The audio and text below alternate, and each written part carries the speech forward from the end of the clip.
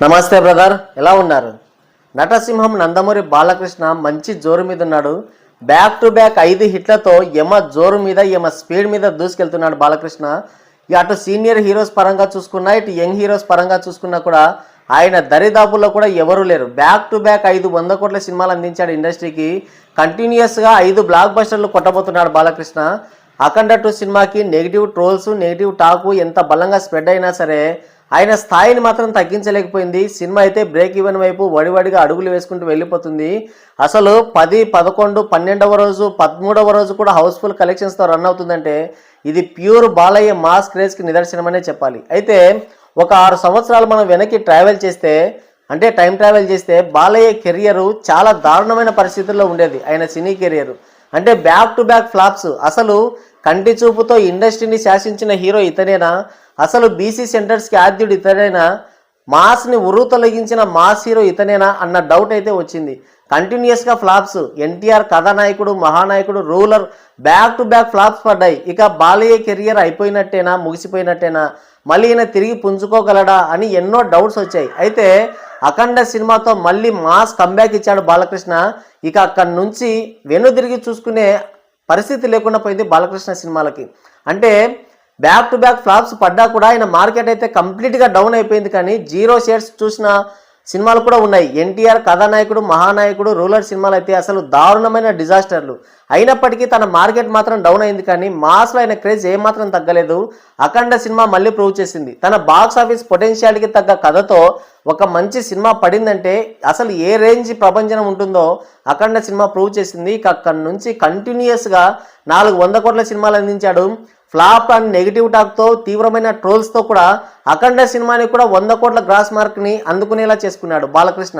అంటే కంటిన్యూస్గా 500 కోట్ల సినిమాలు అందించడం అంటే అసలు చిన్న విషయం కాదు. అందులోనూ 60 ఏళ్ళు దాటిన తర్వాత బాలకృష్ణ లాంటి ఒక మాస్ హీరో అసలు కంటిన్యూస్గా ఈ రేంజ్ హిట్లు కొడుతున్నాడంటే, తన మార్కెట్ని మరింత పెంచుకుంటూ వెళ్తున్నాడంటే అది మాత్రం చిన్న విషయం కాదు. అఖండ 2 సినిమాతో చాలా రేర్ రికార్డ్స్ అయితే పెట్టాడు బాలకృష్ణ. వాటన్నింటినీ అఖండ సినిమా రికార్డ్స్ని కాకుండా ఆయన సాధించిన రికార్డ్స్ ఏవైతే ఉన్నాయో ఫస్ట్ నుంచి కూడా ఒకే సంవత్సరంలో 6 సినిమాలు రిలీజ్ చేసి 6 కూడా బ్లాక్ బస్టర్ కొట్టిన రికార్డు కూడా బాలకృష్ణకు ఉంది. వాటన్నింటి గురించి ఒక వీడియోలో సపరేట్గా మాట్లాడుకుందాం. అఖండ 2 సినిమా అయితే సక్సెస్ఫుల్గా రన్ అవుతుంది. డీసెంట్ కలెక్షన్స్తో ఎక్కడ కూడా డౌన్ అవ్వలేదు సినిమా. చాలామంది నెగిటివిటీ చేసినా, ట్రోల్ చేసినా, విమర్శించినా, ఏం చేసినా సరే కొన్ని ధార్మిక హిందూ సంస్థలు అయితే సినిమాకి వెన్నుదన్నుగా నిలబడ్డాయి. చాలామంది అయితే ఈ సినిమాని సపోర్ట్ చేశారు. స్వచ్ఛందంగా ముందుకు వచ్చారు, ఈ సినిమాని సపోర్ట్ చేశారు, సినిమాకి వెన్నుదన్నుగా నిలబడ్డారు, సినిమాని బాగా ప్రమోట్ చేశారు. దానివల్ల ఈ సినిమాకి అయితే కలెక్షన్స్ పడిపోకుండా స్టడీ కలెక్షన్స్ అయితే రన్ అవుతున్నాయి సినిమాకి. చాలామంది పెద్దలు, ప్రముఖులు, ముఖ్యులు, పూజ్యులు ఈ సినిమాని చూసి తమ అభిప్రాయాన్ని అయితే బాగా చెప్పారు, సినిమాని బాగా ప్రమోట్ చేశారు. ప్రజెంట్ అయితే హైదరాబాద్లోని చిలుకూరు బాలాజీ టెంపుల్ ప్రముఖ పూజారి రంగరాజన్ గారు అయితే ఈ సినిమాను చూశారు. సినిమాను చూసిన తర్వాత ఈ సినిమా గురించి చాలా అద్భుతంగా చెప్పాడు. ప్రతి ఒక్కరూ ఈ సినిమాని చూడాలి, అసలు ఈ సినిమాలో లాజిక్ ఉంది, మ్యాజిక్ ఉంది అని చెప్తూనే, సినిమా వైభవాన్ని, సినిమా గొప్పతనాన్ని చెప్తూనే, మరోవైపు ఎవరైతే ఈ సినిమాని ట్రోల్ చేశారో, ఎవరైతే విమర్శించారో వారందరికీ చెప్పుతో కొట్టినట్టుగా సమాధానం ఇచ్చాడు ఆయన ఈ సినిమా గురించి మాట్లాడుతూ, సినిమాలో మ్యాజిక్ ఉంది, లాజిక్ ఉంది. సినిమా ఫస్ట్ నుంచి లాస్ట్ వరకు కట్టు కదలకుండా, చూపు పక్కకు తిప్పుకోకుండా సినిమా చూశాను. సినిమా అయితే బ్రహ్మాండంగా ఉంది. అయితే మన కళ్ళెదురుగా ఏదైనా అరాచకాలు జరుగుతున్నప్పుడు అసలు దేవుడు అనేవాడు నిజంగా ఉన్నాడా, ఉంటే ఇంత అరాచకాన్ని చూస్తూ భరిస్తాడా అనే ప్రశ్న ప్రతి ఒక్కరిలో ఉంటుంది. అలాంటి ప్రశ్నకి మంచి సమాధానం ఇచ్చారు ఈ సినిమాలో. అయితే ప్రపంచ దేశాలన్నీ కూడా కేవలం అర్ధ కామం కోసం మాత్రమే పరితపిస్తూ ఉంటాయి. కానీ ఈ కర్మభూమిలో, ఈ పుణ్యభూమిలో ధర్మార్థ కామ మోక్షాల కోసం ప్రతి మనిషి జీవిస్తాడు. అవన్నీ కూడా చాలా అద్భుతంగా చూపించారు. వీటన్నింటినీ చతుర్విధ పురుషార్థాలు అని అంటారు. అయితే ఎప్పుడైతే భూమిపైన అధర్మం పెచ్చుమీరిపోయి ధర్మం గాడి తప్పుతుందో అలాంటి సమయంలో భగవంతుడు ఏదో ఒక రూపంలో ఈ భూమిపైకి వస్తాడు, వచ్చి అధర్మాన్ని అంతం చేసి ధర్మస్థాపన చేస్తాడు. ఇందులో చాలా బాగా చూపించారు. బ్రహ్మాండంగా ఉంది సినిమా. ఫ్యామిలీతో వెళ్ళి ప్రతి ఒక్క హిందువు చూడవలసిన గొప్ప సినిమా ఇది. అయితే ఇందులో రాసిన కొన్ని డైలాగ్స్ ఏవైతే ఉన్నాయో బాలయ్య నోటి నుంచి వింటుంటే మాకు మా నాన్నగారు గుర్తుకొచ్చారు. ఆయన చెప్పిన ప్రతి మాట కూడా నాకు ఇందులో కనిపించింది. ఈ సినిమాకి సంభాషణలు రాసిన డైలాగ్స్ రాసిన రైటర్ ఎవరైతే ఉన్నారో వారికి నా పాదాభివందనాలు అని చెప్పాడు. భగవంతుడిని కూడా కమర్షియల్ కోణంలో చూసే ఈ రోజుల్లో భగవంతుడు ఎందుకు వస్తాడో అన్న కోణం కూడా ఉంది సినిమాలో.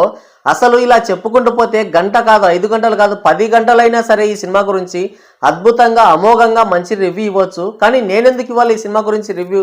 ఎందుకంటే కనీసం 10 నిమిషాలు కూడా కూర్చొని రాయలేని పనికిమాలిన సన్నాసులు, దద్దమ్మలు, పనికిమాలిన విధవలు ఈ సినిమా గురించి ఏదో చెత్తగా వాగుతున్నారు. అలాంటివి మనం పట్టించుకోవాల్సిన అవసరం లేదు. నేను స్వయంగా ఈ సినిమాకి వెళ్ళాను. అందులో లాజిక్ ఉందా, మ్యాజిక్ ఉందా అన్నీ చూశాను. సినిమా ఎలా ఉందో నేను నాకుగా అనుభూతి చెందాను. నాకు నేనుగా రివ్యూ ఇచ్చుకున్నాను. ఇక ఇంకొకరికి చెప్పాల్సిన అవసరం లేదు. మీరు కూడా ఏ పనికిమాలిన సన్నాసి మాటలు వినాల్సిన పని లేదు. మీరు కూడా సినిమా థియేటర్కి వెళ్ళండి, సినిమాని చూసి ఎంజాయ్ చేయండి. ఆ సినిమాలో ఉన్న గొప్పతనాన్ని, ఆ చరిత్రని అనుభూతి చెంది దేవుని యొక్క, భగవంతుని యొక్క గొప్పతనాన్ని, దేశ ఔన్నత్యాన్ని గురించి చెప్పిన ఈ సినిమా గురించి స్వయంగా మీరే చూసి తెలుసుకోండి. మీకు మీరుగా అనుభూతి చెందండి, మీకు మీరుగా ఈ సినిమాకి రివ్యూ ఇచ్చుకోండి అని చెప్పాడు. అయితే ఆయన ఇంకో మాట ఏమన్నాడంటే, ఈ సినిమాలో లాజిక్ ఉందా, మ్యాజిక్ ఉందా అవన్నీ నేను చూశాను, కానీ మీరు కూడా స్వయంగా సినిమాకి వెళ్ళి ఇందులో లాజిక్ ఉందా, మ్యాజిక్ ఉందా అన్నీ చూసి తెలుసుకోండి. సినిమా అయితే కుటుంబంగా అంటే ఫ్యామిలీతో కలిసి చూడదగ్గ మంచి సినిమా ఇది. ఇలాంటి సినిమాలు చాలా రేర్గా వస్తాయి. వచ్చిన సినిమాని మనం ఖచ్చితంగా ఆదరించాలి. అటువంటప్పుడే ఇంకొన్ని మంచి సినిమాలు వస్తాయని చాలా గొప్పగా చెప్పాడు ఈ సినిమా. అయితే చాలామంది ఈ సినిమా రిలీజ్ అయినప్పటి నుంచి కూడా నెగిటివ్ రివ్యూలు, ట్రోల్స్ అయితే విపరీతంగా చేశారు. కానీ ధర్మం అనేది ఎక్కడో చోట ఉంటుంది, సినిమాకి వెన్నుదన్నుగా నిలబడుతుంది. మనం కలియుగంలోనే ఉన్నాం. కలియుగంలో ధర్మం అనేది ఒక పాదం మీదే నడుస్తూ ఉంటుంది. అయినప్పటికీ కూడా మనం ఇంకా కలియుగంలో మొదటి పాదంలోనే ఉన్నాం కాబట్టి మరీ అంత పెచ్చుమీరిన అధర్మం ఏం కనిపించదు. కాబట్టి ఇలాంటి ధర్మాత్ములు ఎవరో ఒకరు మంచి మంచి సినిమాలకి, ఇటువంటి వాటికి వెన్నుదన్నుగా, సనాతన ధర్మానికి, దేశానికి వెన్నుదన్నుగా నిలబడుతూ ఉంటారు. మీరు కూడా ఏ పనికిమాలిన సన్నాసి ఆయన చెప్పినట్టుగా ఎవడు చెప్పిన మాట వినకుండా మీకు మీరుగా సినిమాకి వెళ్ళండి. సినిమా ఎలా ఉందో చూడండి, అనుభూతి చెందండి, దానిపైన మీకు మీరే రివ్యూ ఇచ్చుకోండి. అది సినిమా అయితే ఈ విధంగా ఉంది. మొత్తానికైతే చాలామంది సినిమాని అయితే చూస్తున్నారు. మొత్తానికి ఆర్ఎస్ఎస్ కార్యకర్తలు కావచ్చు, అటు మోదీ కావచ్చు, అమిత్ షా కావచ్చు, చాలామంది అయితే ఈ సినిమాని వీక్షించారు. సినిమా అయితే బ్రహ్మాండంగా ఉంది. మీరు కూడా చక్కగా ఫ్యామిలీతో వెళ్ళండి. సినిమా టికెట్ రేట్స్ కూడా తగ్గించారు. ఇక ఫ్యామిలీతో వెళ్ళినా కూడా మీకు పెద్దగా ఖర్చు ఉండదు. ఇటువంటి మంచి సినిమాలు ఖచ్చితంగా మనం ఆదరించాలి. ఆదరిస్తేనే సనాతన ధర్మం, దేశభక్తి వీటన్నింటిపైన మంచి మంచి సినిమాలు వస్తాయి. మరి ఆయన పూజారి గారు, రంగరాజన్ గారు చెప్పినట్లు ఆ రివ్యూ పైన మీరేమనుకుంటున్నారు? కింద కామెంట్ చేయండి.